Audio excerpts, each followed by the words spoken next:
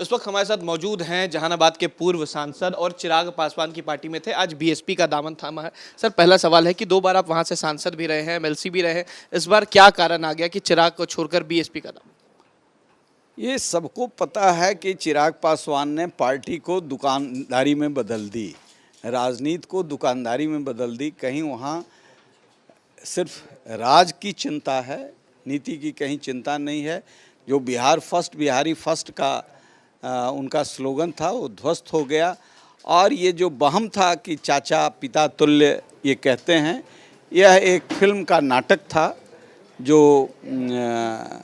Narrative समाप्त हो गया। तो मैं अभी 20 साल राजनीति करूंगा तो एक नया नैरेटिव गढ़ने के लिए मैंने बसपा का दामन थामा है और यह विकल्प बनेगा बिहार में, बिहार की सत्ता का। नहीं, आपने पहले भी कहा था कि इस बार जनता तय करेगी कि मुझे क्या करना है, तो मानते हैं क्या कि जनता इस बार चाहती है कि इस बार आप बीएसपी से चुनाव लड़ें? सब लोगों से बात करके ही, अभी भी यहाँ जनता बैठी हुई है, वो सब लोगों ने बात करके ही बीएसपी से लड़ने का आग्रह किया और बीएसपी से अप्रोच हम लोगों ने किया और यहाँ सम्मान लोगों ने दिया। तो मुझे भरोसा है कि जिसके लिए संघर्ष किया, जिसके लिए रैलियां आयोजित की, जिसे बिहार का भविष्य बता रहे थे, वो आदमी बड़ा नकली निकला। लेकिन चिराग पासवान ने तो ये साफ कहा है कि उनकी नाराज़गी मैं समझता हूं, लेकिन मेरे पास 5 सीटें थी, मैंने कोशिश की थी, नहीं मिल पाई, मैं आपसे बात करूं, मतलब आपसे बात करूं। 5 सीट उनके पास थी तो वैशाली से लड़ाते, मुझे बिहार में हर लोग जानते हैं। रेणु कुशवाहा को खगड़िया लड़ाते, एक भी पॉलिटिकल जीव को लड़ाए। लोग जानता है कि वैशाली में टिकट कैसे मिला है, जिसके बारे में अंतिम तक कहते रहे। जो लोग कहते थे कि ये पंजाब का तेल जलता है चिराग में बुझ गया, उनके परिवार को समस्तीपुर से टिकट दे दिया। फ्रंटल लड़ाई हम लोग करते थे। तो क्या है नीति, जरा बताएं तो। पढ़े लिखे लोगों को, नौजवानों को दिया है, एक भी पढ़ा लिखा लोग पटना यूनिवर्सिटी का नहीं मिला, ऑक्सफोर्ड का मिला। जो यहाँ का मिचाई नहीं समझ पाता है, जो घास नहीं समझ पाता है, जो पेड़ पौधा नहीं समझता है, जो पैदा लिया दलित परिवार में चला गया अमीर घराने में और कोटा खा रहा है दलितों का। तो आप बताइए, हम तो यही लड़ाई लड़ रहे हैं अपने समाज से भी। हम जब जहानाबाद से पहली बार सांसद हुए थे, जल रहा था, और वहाँ जो हमने अंबेडकर छात्रावास बनाया है वो इस प्रदेश का अव्वल है, जहाँ से लड़के पढ़ करके गरीब परिवार के, जिसको साइकिल नहीं होता है, वो हाथी पर चढ़ने का सपना देखता है। और उसको जहाँ लोग पानी में छाता ओढ़ करके अपने कमरे में रहते थे, एक नंबर का। हमारे मन में यह है कि हम जो राजनीति करते हैं अन्याय के खिलाफ, भ्रष्टाचार के खिलाफ, वंचित समाज पर हो रहे जुल्म के खिलाफ, इसके लिए लोगों को शिक्षित करना चाहिए, इसके लिए लोगों को स्वस्थ रहना चाहिए, इसके लिए विकास के रास्ते प्रशस्त होना चाहिए। तो सृजन घोटाला से रास्ता प्रशस्त होगा। लेकिन सर, सवाल ये भी है कि पिछले बार भी आप जहानाबाद से चुनाव लड़े थे, ये माना जा रहा है कि इस बार भी आप जहानाबाद से चुनाव लड़ेंगे। पिछले बार भी प्रत्याशी आमतौर पर सेम थे, चंदेश्वर चंद्रवंशी के खिलाफ आप चुनाव लड़े थे, कहीं ना कहीं शिकस्त देखनी पड़ी थी। इस बार क्या लग रहा है, क्योंकि आक्रोश एक ना एक तरफ कहीं ना कहीं चंदेश्वर चंद्रवंशी को लेकर भी नजर आ रहा है? देखिए, पिछले बार लोग नहीं समझ पा रहे थे कि अरुण कुमार हजारों गरीब परिवार के लोगों को एम्स ले जा कर के इलाज कराया, हार्ट का ऑपरेशन कराया, लीवर ट्रांसप्लांट कराया। और ये लोग 1600, नीतीश की सरकार ने 1600 करोड़ का एम्बुलेंस का ठेका दिया और 1600 करोड़ 1100 करोड़ के ठेके को 1600 करोड़ किया गया।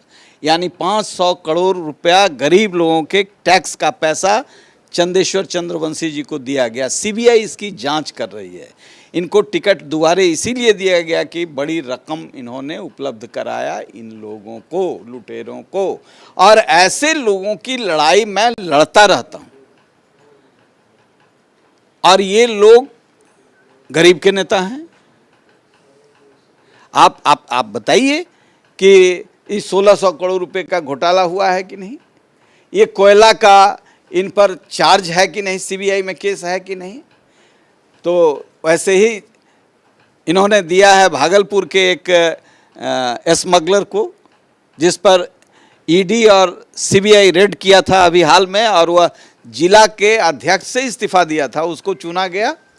और रेणु कुशवाहा जो 74 आंदोलन के नेत्री थी, केंद्र में लोकसभा में भी रहीं, यहाँ भी नीतीश कुमार के मंत्रिमंडल में मंत्री रहीं, तो ये लोग काबिल नहीं थे, ये लुटेरे काबिल थे। मानते हैं अरुण कुमार की जहानाबाद में इस बार जीत सुनिश्चित है? अरुण कुमार जीत और हार की परवाह किए बिना लुटेरों की, अनैतिक शक्तियों की हम क्या जानते थे। हमने तो आवाज़ लगाई थी सत्ता में रह करके, रूपम पाठक के साथ गलत हुआ है, जाकर के पूर्णिया में धरना दिया था, एक विधायक की हत्या हुई थी। हम तो सभी अन्याय के खिलाफ लड़ाई लड़ते रहे हैं। हम तो समता पार्टी के में थे तो 5 लोग मारे गए थे राहत राशन मांगने के लिए, रामचरित्र यादव मारे गए थे, महंत मंडल, रामपरी देवी, कर्पूरी ठाकुर के साथ काम करने वाले लोग, हनीफ और यूनुस मारे गए थे। पद यात्रा मैंने किया था, गोली चली थी, 5 लोग मारे गए थे, एक ही चिता पर दोनों की लाश जलाई गई थी। हम तो पैदा हुए हैं, होश संभाले हैं राजनीति में, तब से गरीबों की, वंचितों की, अन्याय के खिलाफ संघर्ष करते रहे, कभी कोजी लाइफ नहीं जिया है। सत्ता के शीर्ष पर थे जॉर्ज फर्नांडिस के साथ, लेकिन कोई उंगली नहीं उठा सकता है।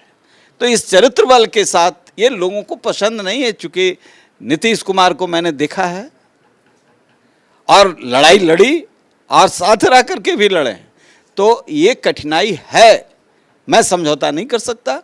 और इसलिए हमें बराबर टिकट से महरूम करने की एक साजिश चलती है। चिराग पासवान ने तो रेणु कुशवाहा को यह कहा कि सभी पार्टियों में मेरी चलती है, अरुण कुमार को टिकट नहीं लेने देंगे, कहीं से नहीं लेने देंगे। तो अरुण कुमार तो निर्दलीय भी लड़ते हैं, और अब तो एक नेशनल पार्टी ने टिकट दे दिया कि सभी पार्टियों में मेरी चलती है, अरुण कुमार को टिकट नहीं लेने देंगे, कहीं से नहीं लेने देंगे।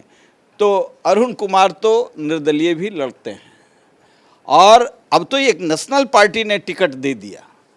अब देखिए क्या अतिक्रम करते हैं। चलिए, बहुत शुक्रिया। ये थे हमारे साथ पूर्व सांसद अरुण कुमार। साफ कहा कि चिराग पासवान ने वो तमाम कोशिश कर ली मुझे टिकट नहीं देने के लिए, लेकिन इस बार बीएसपी से जहानाबाद से उम्मीदवार हैं, और जीत हार तो लगा रहता है। इससे पहले भी 2 बार सांसद रह चुके हैं, एमएलसी भी रह चुके हैं। इस बार जनता क्या करती है, जनता का क्या मूड रहेगा। वीडियो जर्नलिस्ट सत्येंद्र कुमार के साथ उत्कर्ष, न्यूज़ नेशन, पटना।